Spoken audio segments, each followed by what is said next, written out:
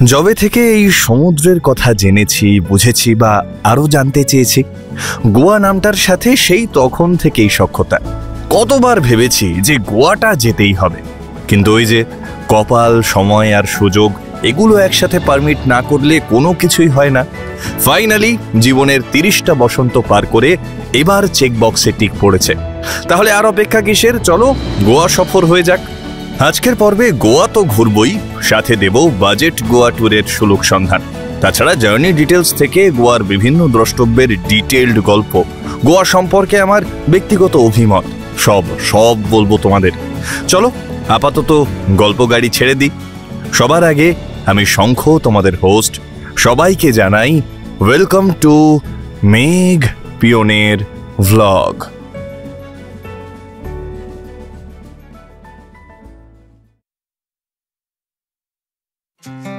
এবারের গল্পের পটভূমি শালিমার স্টেশন। গোয়া ভাস্কো দা গামা 18047 অমরাবতী এক্সপ্রেস এখান থেকে ছাড়ে রাত 11:10। পাক্কা 10 মিনিট লেটে ট্রেন ছাড়ল। অনেক রাত হয়েছে, একটু ঘুমিয়ে নি, কাল সকালে কথা হচ্ছে।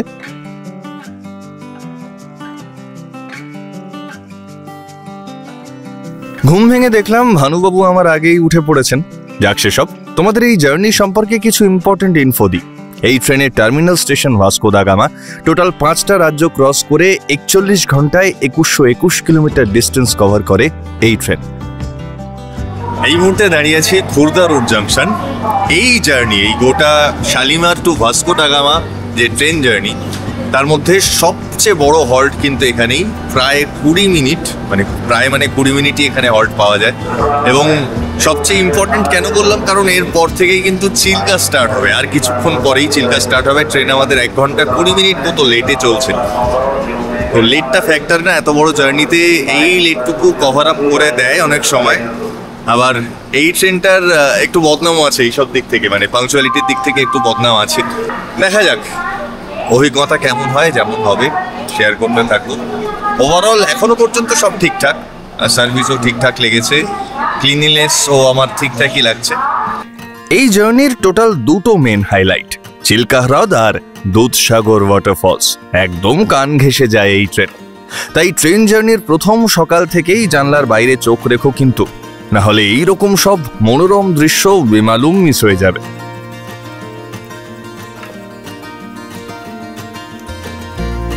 এই যে বালুগাঁও স্টেশন পেরোলাম, এরপরই চিল্কা স্টেশন, আর তারপরেই শ্রীমান চিল্কার দর্শন পাবো আমরা। এই যে ঘড়ি বলছে সকাল 7:45, চিল্কা দর্শন শুরু হলো আমাদের।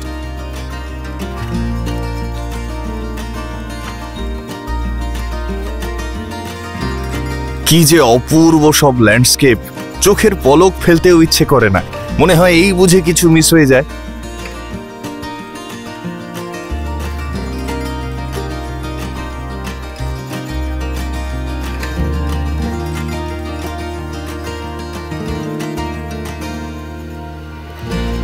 ব্যাস, চিল্কার সঙ্গ এই পর্যন্তই ছিল।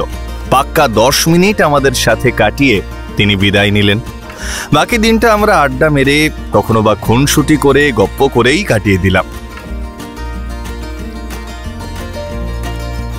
ক্যালেন্ডার বলছে আজ 13ই অক্টোবর। ট্রেনে আমাদের দ্বিতীয় এবং এই জার্নির শেষ দিন। আমরা এই মুহূর্তে ক্যাসেল রক স্টেশনে।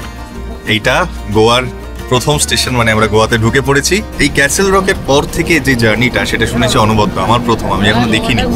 এই প্রচণ্ড এক্সাইটেড। তবে এবার শুধু আমি একা নই, আমার সাথে আর একটা বাচ্চা ছেলেকে নিয়ে এসেছি।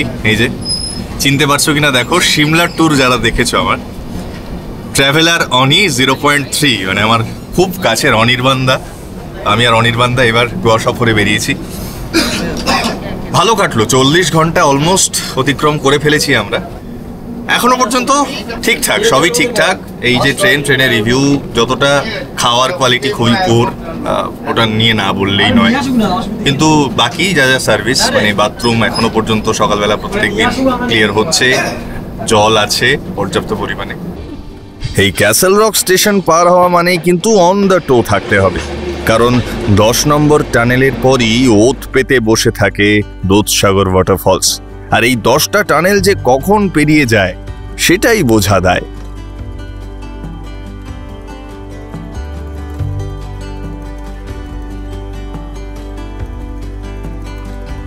ক্যাসেল রক স্টেশন পার করে 10টা টানেল পার করে বাঁ দিকে তাকিয়ে থাকতে হবে, কারণ বাঁ দিকেই পড়বে এই দুধসাগর ওয়াটারফলস। জানি না আর কতটা, তবে চূড়ান্ত এক্সাইটমেন্ট কাজ করছে। চলো দেখা যাক অভিজ্ঞতা কেমন হয়। কি সবাই রেডি তো? ওই যে এই যে সবার এক্সাইটমেন্ট দেখো, এখানে সবাই এক্সাইটেড। বারবার তো আসা হবে না, আর দুধসাগর একটা ইমোশন, মানে যারা গোয়ায় আসছে সে আসছে। দুধসাগর ওয়াটারফলস, ও ও ফাটিয়ে দারুণ দারুণ। এই যে নিচে, আর এই হচ্ছে দুধসাগর।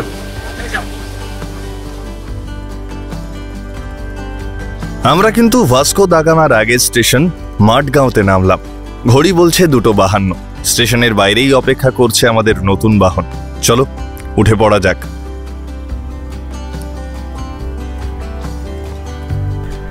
মাঠগাঁও থেকে আমাদের আজকের গন্তব্য নর্থ গোয়ার কালাঙ্গুট বিচ। দূরত্ব 45 কিলোমিটার, সময় লাগবে ওই 1 ঘন্টার একটু বেশি।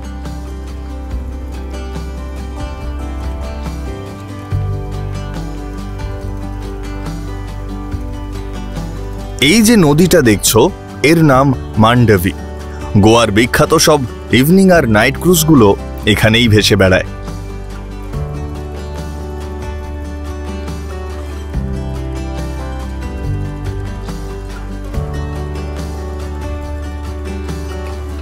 ঘড়ি বলছে 4:10, আর আমরা চলে এসেছি ট্রিভো গুলমোহর বিচ রিসর্টে।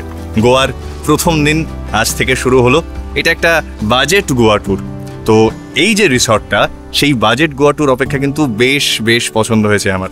সুইমিং পুল রয়েছে, এসি রয়েছে, সব রয়েছে। আর যে কালাঙ্গুট মার্কেট এবং বিচ, যেখানে মানুষজন যেতে খুব পছন্দ করেন, এখানকার বিখ্যাত, সেই মার্কেট কিন্তু মাত্র 400 থেকে 450 মিটার পায়ে হেঁটে, এবং এখান থেকে কালাঙ্গুট বিচ মাত্র 1.2 কিলোমিটার। তো যেহেতু এটা বাজেট ট্যুর, তাই বিচের কাছাকাছি যে রিসর্টগুলো সেগুলো অ্যাফোর্ড করা এই ট্রিপের মধ্যে পসিবল নয়। সেই কারণে দেবাশিস, আচ্ছা ভালো কথা বলাই তো হয়নি, এই যে ট্রিপটা, এই ট্রিপটা আমি কিন্তু করছি যার সাথে গ্রুপ ট্যুর করতে আমি খুব কমফোর্টেবল। লাদাখও গেছিলাম যার সাথে, সেই সরকার ট্রাভেলসে দেবাশিসদা এই ট্যুরটা কন্ডাক্ট করছে, এবং বাজেট ট্যুর। এটা 4 নাইট 5 ডেজ এই টোটাল ট্যুরটা। তো আমার হয়তো সব দিন থাকা হবে না, আমি 16 তারিখে বেরিয়ে যাব। আমার 4th নাইটটা করা হবে না, 3rd নাইট 4th ডে, মানে 3 নাইট 4 ডেজ আমি এখানে থাকছি। তো যতটা দেখানো সম্ভব আমি চেষ্টা করব তুলে ধরতে এই গোয়াকে। আপাতত চলো এই রিসর্টটা কেমন, আমাদের ঘর কেমন, অ্যামিনিটিস সার্ভিস কেমন সেটা বলবো। বাকি দেবাশিসদার যে সার্ভিস সেটা তো তোমরা অলরেডি লাদাখে দেখেছো, এখানে রিচেক করব। আচ্ছা চলো, রুম ট্যুরের পালা। খুব সুন্দর একটা কোজি রুম। এখান থেকে এই হচ্ছে ভিউ,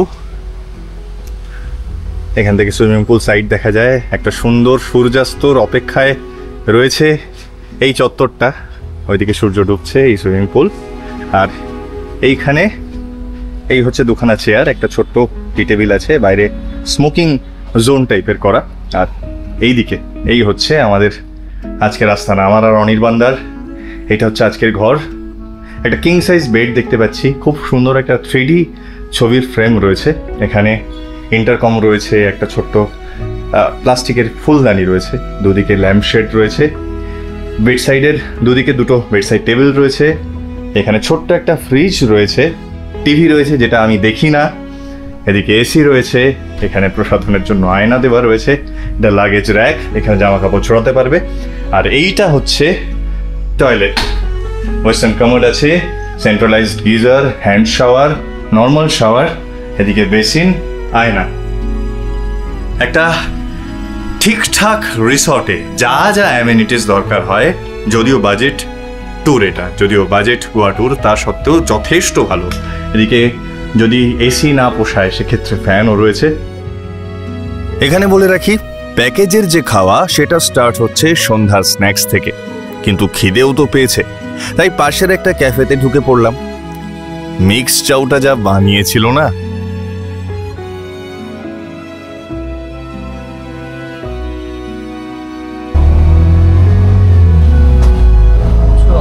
আমরা এখন কালাঙ্গুট বিচ যাচ্ছি। ঘড়ি বলছে 5:40। খাওয়া দাওয়া করতে একটু দেরি হয়ে গেল। অটোতে যাচ্ছি, আমাদের দুজনের জন্য অটো ভাড়া পড়ছে 150 টাকা। আমি শুনেছিলাম এখানে ওলা ভাড়া ওই 100-150 মতো পড়ে, কিন্তু পাওয়া যাচ্ছে না, ওলা উবের কিছু পাওয়া যাচ্ছে না। চলে এসেছি গোয়ার বিখ্যাত sea beach, Calangute sea beach. আর সামনে যেটা দেখতে পাচ্ছি সেটা অসাধারণ। সমুদ্র, সোজা সমুদ্র, উপরে সূর্য ডোবার অপেক্ষা করছে, আর নিচে সোনালি আলো চিক চিক চিক চিক করছে জলে। অসাধারণ, কি অপূর্ব লাগছে দেখো। এই জন্য আমি এই গোল্ডেন আওয়ার, এটাকে আমরা গোল্ডেন আওয়ার বলি শুটিং এর ভাষায়, এই গোল্ডেন আওয়ারে শুট করতে এত এত এত ভালোবাসি। ম্যাজিক কালার্স আসে, অসাধারণ লাগে।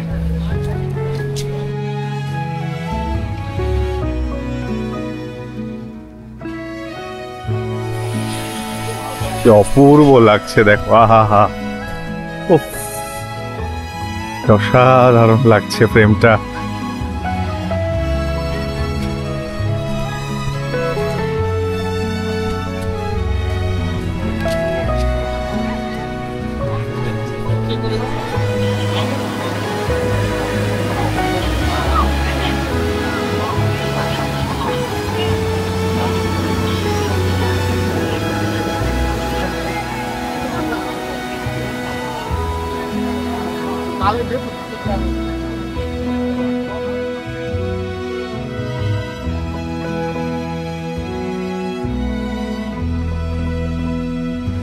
পেছনে আকাশের রংটা দেখো কি অপূর্ব লাগছে। তবে এখানে কিন্তু আমার পেছনে এই জায়গাটা ফাঁকা দেখছো, তার কারণ একটু এগোলেই এই জায়গাটা স্লোপটা অনেকটা বেশি এবং অনেকটা ডিপ, আর বড় বড় ঢেউ আসে আর সমুদ্রের জল বাড়ছে, তাই এই রিজিয়নটা মানে এই যে রেড ফ্ল্যাগ, এই রেড ফ্ল্যাগ টু ওই পাশে রেড ফ্ল্যাগ, এই পার্টটায় সাঁতার কাটতে দেওয়া হয় না। এই পার্টটা বাদে বাকি ওই সাইডটা, এই যে ওই সাইডটা প্রচুর লোক স্নান করছেন। অপূর্ব লাগছে, কি অসাধারণ লাগছে, আহা কি কালার।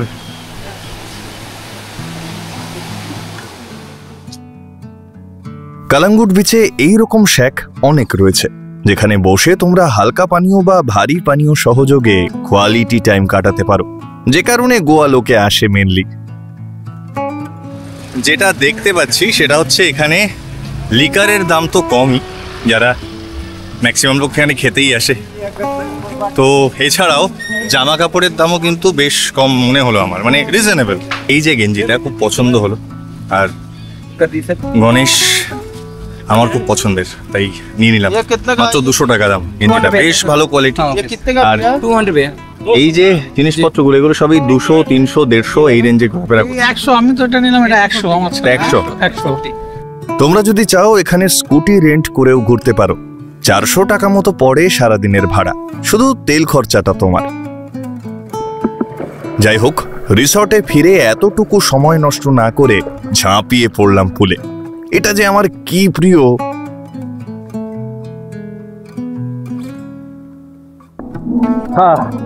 দারুণ দারুণ, সারাদিনের ক্লান্তি সব জাস্ট ধুয়ে মুছে সাফ হয়ে গেল। যে কোনো অনুষ্ঠানের শুরুতে যে উদ্বোধনী সঙ্গীত হয় না, একটা ভালো উদ্বোধনী সঙ্গীত না হলে অনুষ্ঠানটা যেমন জমে না, তেমনি আমাদের এই গোয়া ট্রিপের প্রথম মানে দেবাশিসদার খাওয়া, মানে খাওয়া নো বেসিক্যালি দেবাশিসদা প্রথম খাওয়াচ্ছে চিকেন পকোড়া। এইটা দিয়ে শুরু হলো, এবার খাওয়ার যাত্রা কোথায় গিয়ে শেষ হয় দেখা যাক। দেবাশিসদার খাওয়া নিয়ে কোনো কথা হবে না, সেরা। এই ট্রিবো গুলমোহর বিচ রিসর্টের ইভিনিং ভাইব খুব আহামরি না হলেও বেশ মনে ধরার মতো। এটা ডাইনিং সেকশন। রাত্রে ডিনারে দেবাশিসদা আয়োজন করেছে সাদা ভাত, ডাল, আলু ভাজা, আলু পটলের একটা তরকারি আর শো স্টপার ফাফদা। সবাই বেশ তৃপ্তি করে খেলাম আমরা।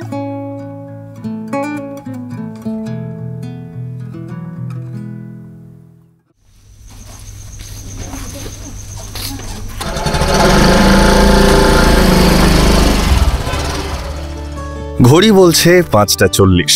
আমি আর অনির্বাণদা বেরিয়ে পড়লাম বাগা বিচের উদ্দেশ্যে। এই বিচটাও এখানকার খুব বিখ্যাত বিচ, আর আমাদের হোটেল থেকে মাত্র 3 কিলোমিটার দূরে।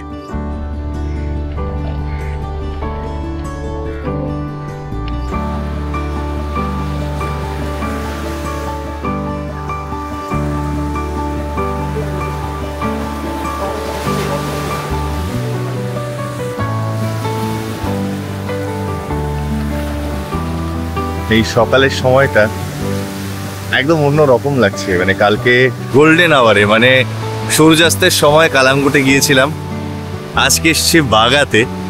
এই বাগা বিচ আমাদের হোটেল থেকে 3.2 kilometre, hotel ট্রিবো Gulmohar beach resort থেকে।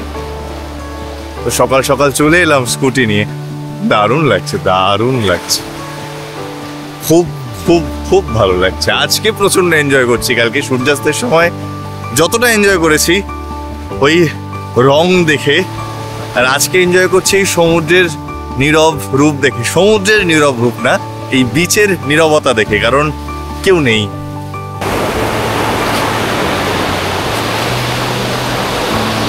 চলো একদম সকালটা শুরু করলাম বাগা বিচ দিয়ে, তবে এবার একটু কালাঙ্গুটেও যাব, দেখি কালাঙ্গুটের চেহারাটা কেমন। কালকে যা দেখেছি, ওই যে সূর্য, উফ কি লাগছে, লাভলি। এই যে সূর্য উঠছে, তার সামনে আমি দেখতে পাচ্ছি সবুজ হলুদ ধানের মেলা, অসাধারণ, খুব খুব স্নিগ্ধ। ইনিশিয়ালি সূর্যটা যখন উঠলো, বিশাল বড় একটা সূর্য, এবং দেখে মনে হচ্ছে উপর নিচ ধরে কেউ চেপে দিয়েছে। যত উঠছে তত আস্তে আস্তে সেই চাপটা যেন রিলিজ হচ্ছে, আর সূর্যটা আস্তে আস্তে গোল হয়ে যাচ্ছে, দারুণ।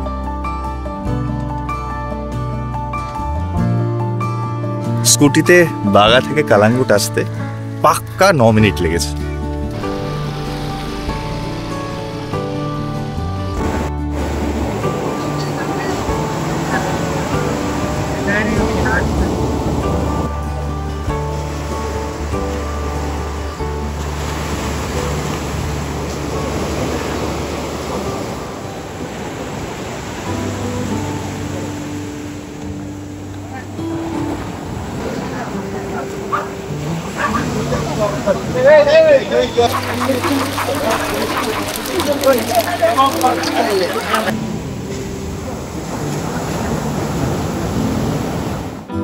ঘড়ি বলছে 9:32, আমাদের বেরোনোর সময় প্রায় উপস্থিত। তবে তার আগে একটু পেট পুজো সারতে হবে, নাহলে বাইরে বেরিয়ে একদম ছড়িয়ে যাবে ব্যাপার। তো ব্রেকফাস্টে যেটা দেখলাম, লুচি আর ছোলার ডাল হয়েছে। তো গোয়াতে এসে লুচি আর ছোলার ডালের ব্রেকফাস্ট ভাবা যায় না। তো ফাইনালি বেরিয়ে পড়েছি, এখন বাজে 10:30। আমি আর অনির্বাণদা আমরা মেন বাসের সাথে যাইনি, কারণ ওনারা সকালবেলাও বেরোননি, ওনারা কালকে বিকেলবেলাও বেরোননি। তো আমরা কালাঙ্গুট আর বাগা বিচ আমরা অলরেডি কভার করে ফেলেছি, তো একই জায়গা বারবার দেখানোর তো মানে হয় না। তাই আমি আর অনিদা আলাদা একটা গাড়ি নিয়ে নিয়েছি সারাদিনের জন্য। দেখা যাক আর কি কি দেখাতে পারি। চলো, আমিও জানি না, আমাদের সারথী দাদা আমাদের নিয়ে যাচ্ছে। আপাতত দাদা বলল আমরা কোথায় যাচ্ছি না, ডিয়ার জিন্দেগি, মানে শাহরুখ আর আলিয়া ভাটের যে সিনেমা ডিয়ার জিন্দেগি, সেই শুটিং যেখানে হয়েছিল আমরা সেখানে যাচ্ছি। চলো যাওয়া যাক, রাস্তায় কনসেন্ট্রেট করি।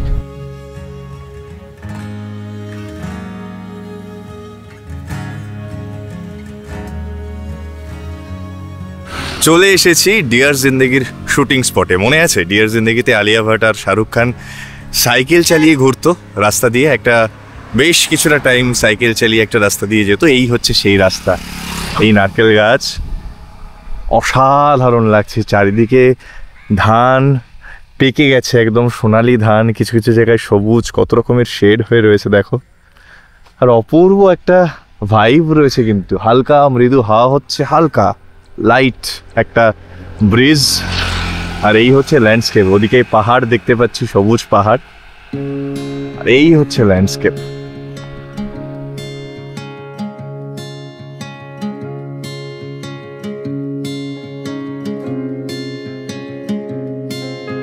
এখন আমরা যাচ্ছি সাপুরা ফোর্ট।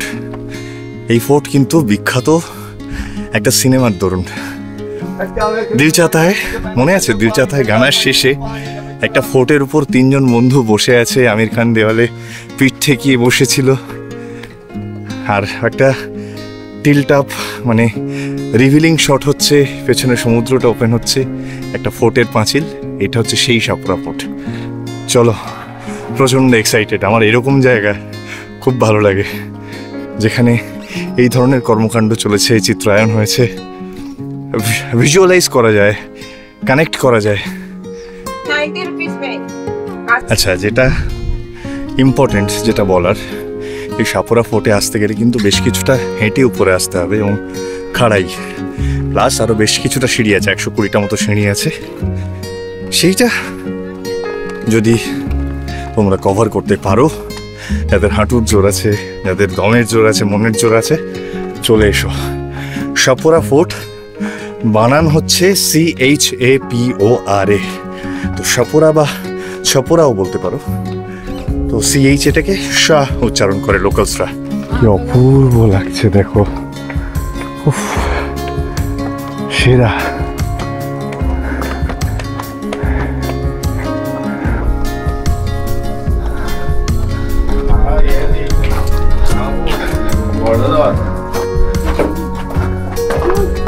আমি সেই পাঁচিলটা খোঁজার চেষ্টা করছি যেখানে 3 বন্ধু দাঁড়িয়ে ছিল আর শ্যুটটা, সেই চিত্রায়নটা হয়েছিল। হাওয়া হচ্ছে, বেশ কিছুটা হেঁটে উঠতে কষ্টও হলো কিছুটা। এদিকে সবুজ ঘাস, এদিকে লাল মাটি, এদিকে কালো লাল মেশানো পাথর, দূরে সমুদ্রের নীল জল, অপূর্ব অপূর্ব লাগছে। এইরকমই কোনো একটা পাঁচিলে সেই শ্যুটটা হয়েছিল। এই পাঁচিলটা নয়, কারণ পেছনের ল্যান্ডস্কেপটা অন্যরকম। কষ্ট করে হলেও এসো এই সাপুরা বা ছাপুরা, এই ফোর্টে এসো, অসাধারণ লাগবে। দারুণ দারুণ দারুণ, কোনো কথা হবে না, সেরা জায়গা। হাওয়া হচ্ছে সমুদ্রের নোনা হাওয়া, দূরে মানে দিগন্তে বিলীন হয়ে গেছে নীল সমুদ্র, আর আমরা এই মুহূর্তে একটা ফোর্টের উপর। আলাদাই আলাদাই লাগছে, আলাদাই লাগছে। আমার ধারণা এইখানে কোনো একটা পাঁচিলের শ্যুটটা হয়েছিল, এইরকম জায়গায়। কিন্তু সেই পাঁচিলটা আর ওপেন নেই, গাছপালায় ঢেকে দিয়েছে। কারণ যে ল্যান্ডস্কেপটা পেছনে দেখেছিলাম সেটা হচ্ছে এইরকম একটা ল্যান্ডস্কেপ।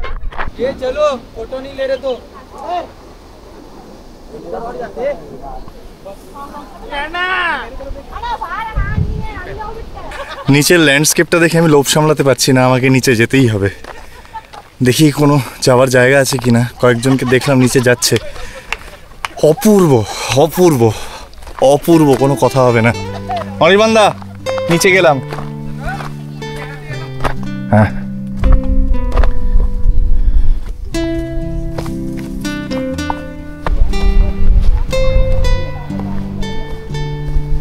এই হচ্ছে ফোর্ট থেকে আমরা এতটা নেমে এসেছি। আর অপূর্ব অপূর্ব, মাস্ট এই সাপুরা ফোর্ট কিন্তু আসতেই হবে তোমাদের, যারা প্রকৃতিকে ভালোবাসো। মানে আমার দেখা গোয়াতে এখনো পর্যন্ত সেরা জায়গা এই সাপুরা ফোর্ট। এখানকার ল্যান্ডস্কেপ অনবদ্য।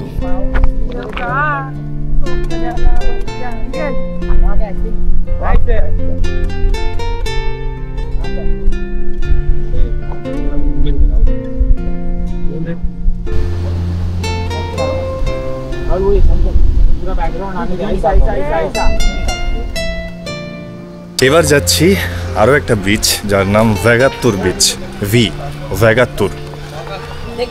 তো গিয়ে দেখি, বললো একটা ভালো ভিউ পাবে। অলরেডি দারুণ ভিউ পেয়ে আসছি। অসাধারণ লাগছে, হালকা হাওয়া, সমুদ্রের নোনা হাওয়া, নীল সমুদ্র। উফ, আকাশটাও যদি আরেকটু নীল হতো না, ল্যান্ডস্কেপটা অন্য ডাইমেনশন পেত।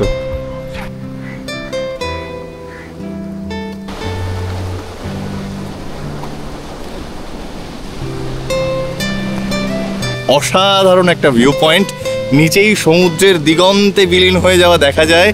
আর এই যে এটা হচ্ছে রক বিচ, ওদিকে সামান্য একটু বালির প্রাইভেট বিচ মতো আছে। আর ওই যে দূরে যেটা দেখছো, ওটা হচ্ছে সাপুরা ফোর্ট। আমরা ওর উপরে ছিলাম, ওখান থেকে এই ভ্যাগাত্তুর ভিউ পয়েন্টে এলাম।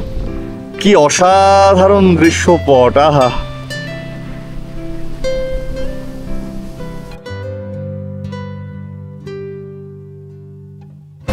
এসে গেছি অঞ্জনা বা অঞ্জনা বিচ। চলো অঞ্জনা সমুদ্র সৈকত কেমন একটু দেখে আসি। খুব সুন্দর, দারুণ। आहा, क्या बात है।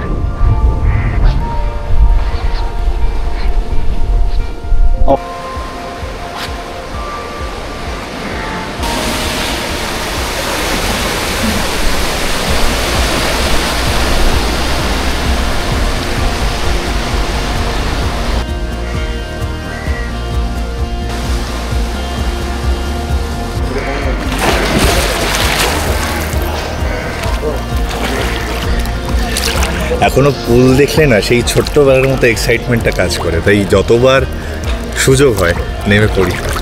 দারুণ লাগে।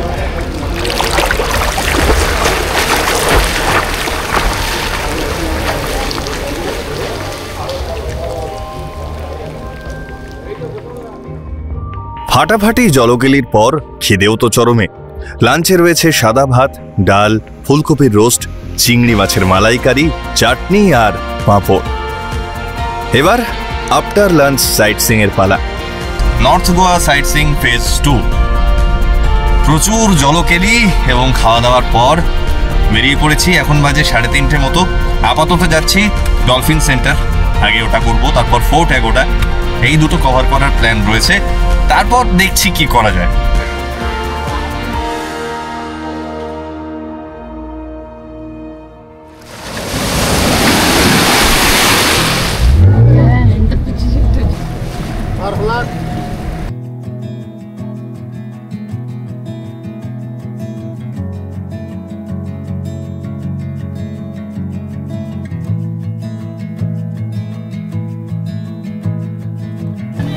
অপূর্ব অভিজ্ঞতা, অপূর্ব অভিজ্ঞতা। দলটা সামনে চলে গেছে, একসাথে এক দল ডলফিন দেখলাম আমরা।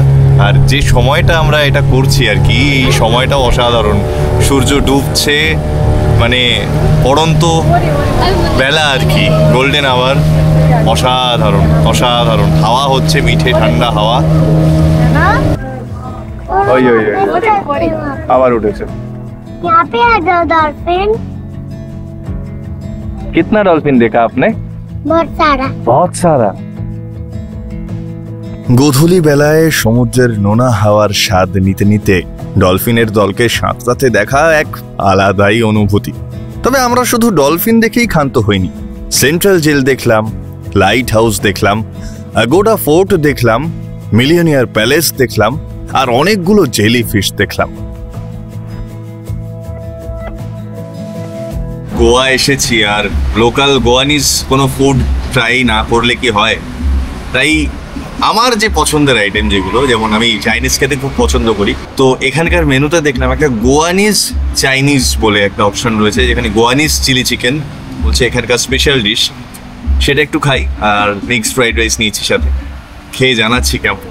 আপাতত অপেক্ষা করছি।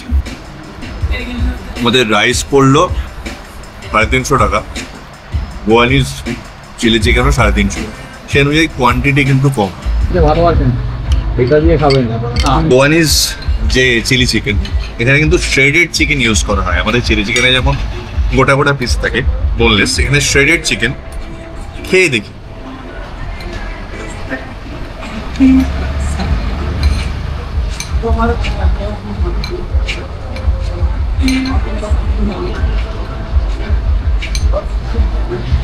ভালো, বেশ ভালো। চিলি চিকেনের মতো ওই চিলি ব্যাপারটা নেই, আবার মানে চিলি চিকেন আর একটু মানে চিকেন কষা, এই দুটোর মাঝামাঝি একটা টেস্ট বেরোচ্ছে আর কি। ভালো, মানে রাইসের সাথে খেতে কিন্তু ভালো লেগেছে।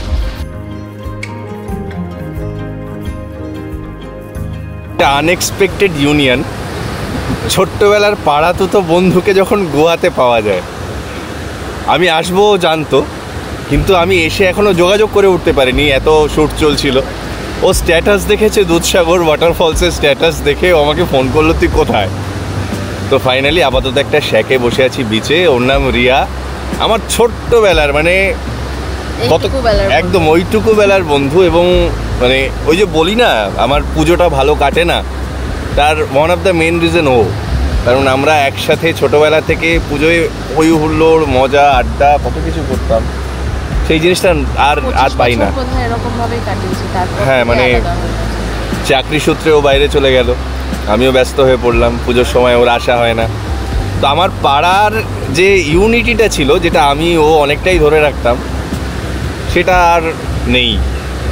আর তার উপর তো থিমের চক্করে, যাই হোক, অনেক গল্প হচ্ছে, আড্ডা হচ্ছে, আর এই রকম একটা অ্যাম্বিয়েন্স। এই যে আমাদের কাপল ভেবে একটা ক্যান্ডেল জ্বালিয়ে দিয়ে গেছে।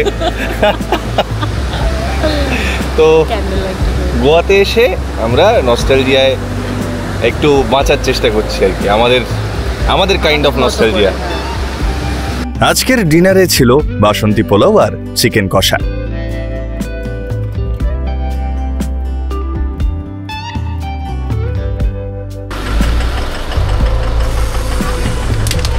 সবাই হ্যাপি জার্নি, সাবধানে যাবে।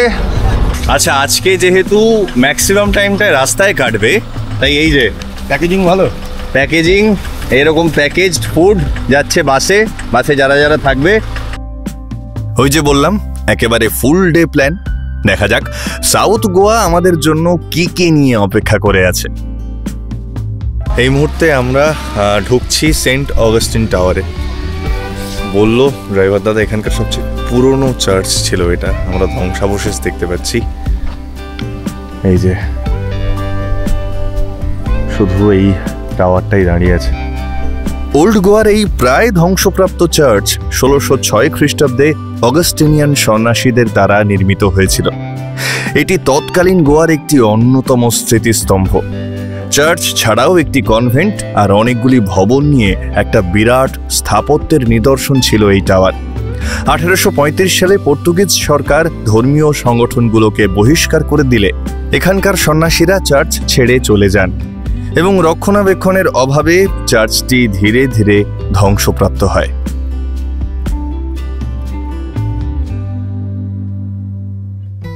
এবার তোমাদের নিয়ে যাচ্ছি ব্যাসিলিকা অফ বম জিজাস, যেখানে সেন্ট ফ্রান্সিস জেভিয়ার, যিনি সোসাইটি অফ জিজাস এর কো-ফাউন্ডার ছিলেন, তার মরদেহ প্রকাশ্যে রাখা আছে চার্চের ভেতর।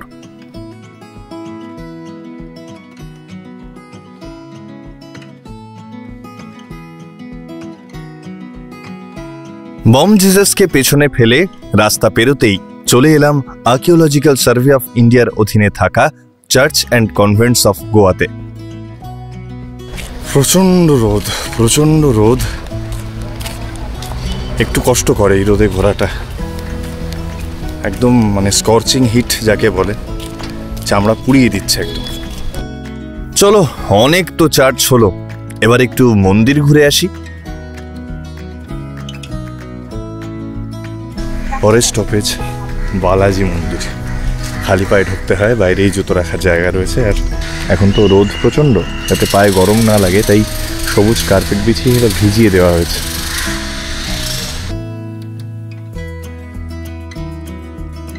আচ্ছা, আমি আর অনির্বাণদা এখন যাচ্ছি মঙ্গেশী টেম্পল, বা দূরে লেখা আছে দেখতে পাচ্ছি শ্রী মঙ্গেশ সস্থান।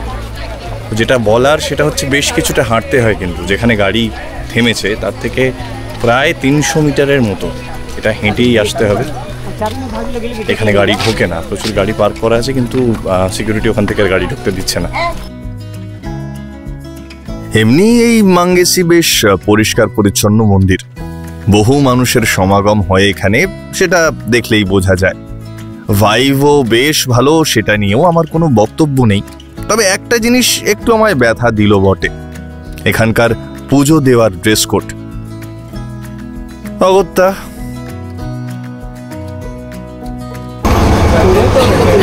এটা হলো কোকম বলে একটা লোকাল শরবত, খেয়ে দেখি। বাহ, বেশ ভালো। আমাদের পরের গন্তব্য পাঞ্জিম, যেখানে আজও পর্তুগিজ কলোনি রয়েছে। এই মুহূর্তে আমরা পাঞ্জিমে, আর এই যে জায়গাটা দেখছো এটা হচ্ছে পর্তুগিজ কলোনি।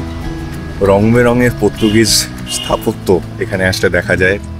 খুব সুন্দর কলোনিটা, দারুণ অ্যাম্বিয়েন্স এখানকার। এই রাস্তা দিয়ে হাঁটতে এত ভালো লাগে, এই যে আমার পেছনের এই রাস্তাটা হাঁটতে খুব ভালো লাগছে। এমনি গরম, কিন্তু স্টিল এইখানে এসে যেন পরিবেশটা একটু পাল্টে গেল, দারুণ, ভাইবটাই আলাদা। আমাদের পরের গন্তব্য এমন একটা জায়গা যেখানে আমার খুব পছন্দের একটা সিনেমার শুটিং হয়েছে। চলে এসেছি ডোনা পাওলা, যেখানে সিংহামের শুটিং হয়েছিল। কি অপূর্ব জায়গা! আহা, যে আওয়াজটা পাচ্ছ এটা সমুদ্রের ঢেউয়ের ছলকানির আওয়াজ। যে ভিউটা পাচ্ছি দেখো একবার, অসাধারণ। সিনিক বিউটি হিসেবে এখনো পর্যন্ত এই ট্রিপের ওয়ান অফ দ্য বেস্ট বটেই।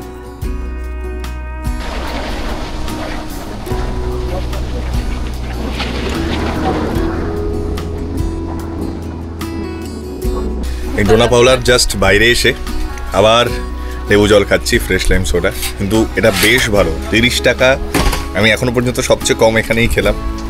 40, 50, 60 যে যেমন পাচ্ছে নিচ্ছে। তবে এই দিদির কাছ থেকে খেতে পারো জাস্ট গেটের বাইরে 30 টাকায় সোডা জল, এবং যে কোনো অন্য যেগুলো কাঁচা আম বা ভার্জিন মজিতো, ব্লু লেগুন, এগুলো সব 40 করে, বেশ রিজনেবল। চলে এসেছি আমাদের পরের গন্তব্যে, মিরামার বিচ। বাইরে থেকে দেখে তো অপূর্ব সুন্দর লাগছে, চলো ভেতরে ঢুকে দেখা যাক। এরকম একটা লাল কার্পেট বেছানো পুরো বিচ জুড়ে, একদম লাস্ট ভিউ পয়েন্ট অবধি। বেশ লম্বা কিন্তু বিচটা, মানে অনেকক্ষণ ধরেই হাঁটছি, এখনো শেষ পয়েন্ট অবধি পৌঁছাতে পারিনি। এখানে একটা ছোট্ট ঝাউবন রয়েছে, যেখানে খুব সুন্দর ছায়া হয়ে রয়েছে, প্রচুর মানুষ বসে রয়েছেন, মিষ্টি মিষ্টি হাওয়া বইছে সেখানে। আর এই যে বিচে এরকম লতানে গুল্ম গাছ হয়ে রয়েছে, আর ছোট্ট ছোট্ট ফুল হয়ে রয়েছে। এগুলো আমি কিন্তু দুবলাগাড়িতেও দেখেছিলাম, কি ফুল কি নাম আমি কিন্তু এখনো জানি না। ওদিকে ছোট্ট মাছের ট্রলার মাছ ধরতে যাচ্ছে।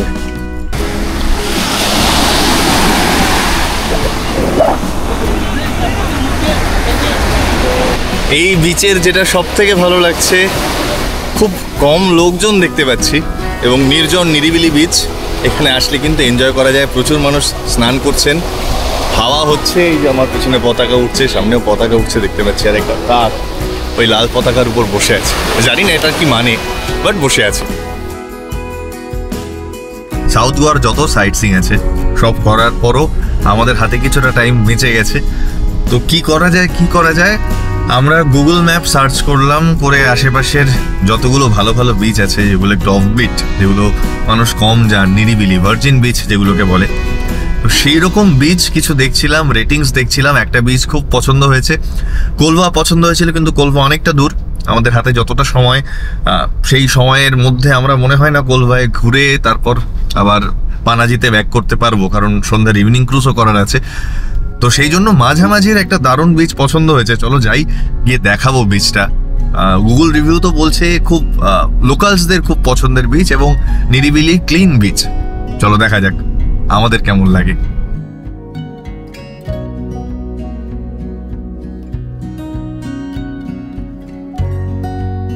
চলে এসেছি, এই বিচটার নাম মাজোরদা। খুব সুন্দর নিরিবিলি, দেখলে তো রাস্তাটা কত সুন্দর, আর একদম লোকজন কম, খুব কম। এই যে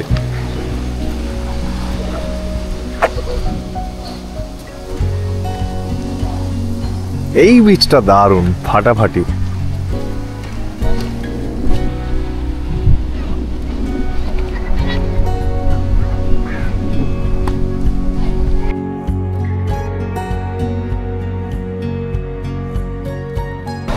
এসেছিলাম 5 মিনিটের জন্য সময় কাটাতে, আমরা 25 মিনিট কাটিয়ে ফেলেছি। এত ভালো লাগছে এখানে, অসাধারণ। হ্যাঁ, অনেকগুলো বিচ তো দেখলাম, হয়তো সৌন্দর্যের দিক থেকে অনেক বিচ অনেক বেটার মনে হতে পারে অনেকের, কিন্তু এইখানে এই যে শান্তি রয়েছে এই বিচটায়, এত নিরিবিলি একটা বিচ, ভার্জিন বিচের যে বিউটি, যে সৌন্দর্য, সেটা ভরে ভরে রয়েছে। দু একটা শ্যাক রয়েছে, দূরে খেলাধুলো করছে প্রচুর ছেলেপুলে, কেউ ফুটবল খেলছে, কেউ সাইকেলিং করছে, কেউ ক্রিকেট খেলছে। মা বাবাদের সাথে বাচ্চারা এসছে, লোকালসরা আস্তে আস্তে ঢুকছে, পেছনে সূর্যাস্ত হচ্ছে। ওভারঅল দারুণ দারুণ অ্যাম্বিয়েন্স, দারুণ অ্যাম্বিয়েন্স।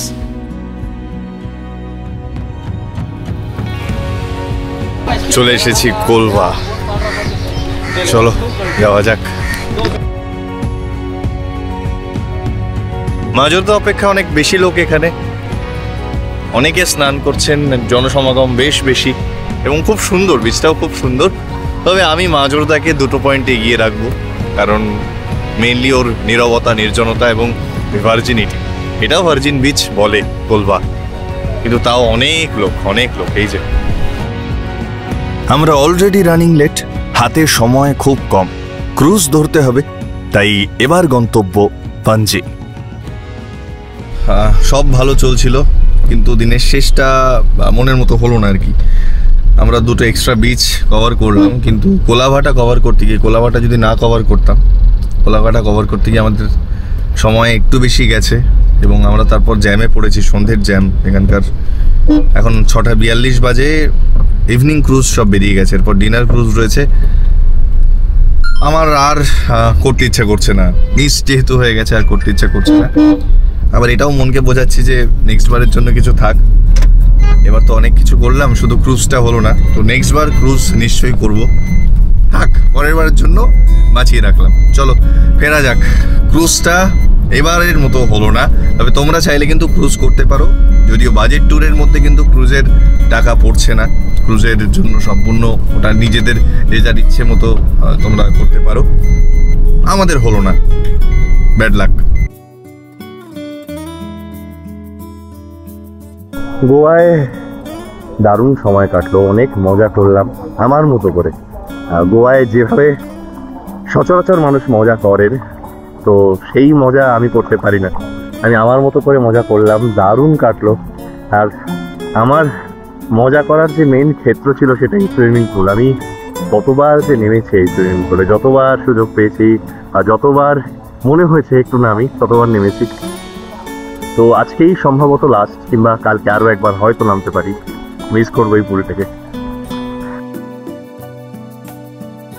আজকেই গোয়ার শেষ রাত, তাই আজকের ডিনারটাও একদম স্পেশাল করেছে দেবাশিস দা। ডিনারে ছিল সাদা ভাত, ডাল, আলু ভাজা, দই বেগুন, মাটন, আর যারা মাটন খায় না তাদের জন্য চিকেন। খাবারের কোয়ালিটি নিয়ে নতুন করে নাই বা বললাম। গোয়াতে শেষ সকাল, আজকেই বেরোতে হবে আমাকে, প্লেন ধরার আছে। কিন্তু প্লেন 3টেতে, একটু দেরি করে বেরোলেও হবে, তাই ভাবলাম সকালে কিছু তো একটা করা দরকার। সকালে আমরা আবার যাচ্ছি সেই ডিয়ার জিন্দেগির ওখানে। একটু সাইকেল চালাতে ইচ্ছে হচ্ছে ওই রাস্তাটা, চলো যাওয়া যাক।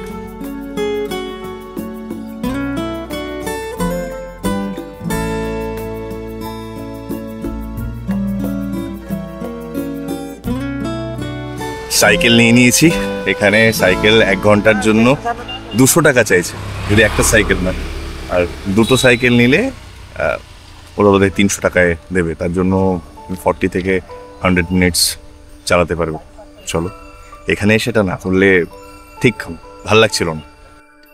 পাড়া রোডের এই অ্যাম্বিয়েন্স খুব সাধারণ হয়েও যেন কত অসাধারণ। আর সাইকেলে উঠতেই সময় কেমন থমকে যেতে শুরু করলো, এও এক অদ্ভুত অনুভূতি।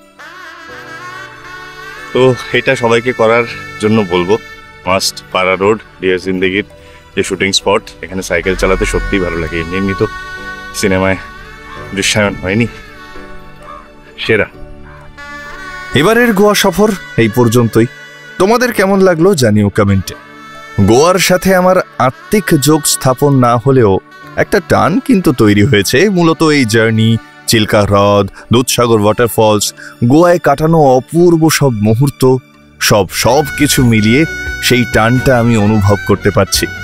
আর ওই টানটাই যথেষ্ট আমায় আবার এখানে আনার জন্য। বাকি কিছু রেখে যাওয়া অসমাপ্ত গল্পরাও তো আছে, যেগুলো বলার জন্য আমায় আসতেই হবে, গোয়াকে আরো জানার জন্য আসতে হবে। দেখা যাক পরের বার আত্মিক যোগটা তৈরি করতে পারি কিনা। ততদিনের জন্য গোয়াকে বিদায়। তাহলে ওই কথাই রইল, দেখা হচ্ছে আবার আগামী সোমবার ঠিক সকাল 9:30টায়। সবাই ভালো থেকো, সুস্থ থেকো, আর আমার অপেক্ষায় থেকো। আজকের মতো মেকপিয়ন সাইনিং অফ।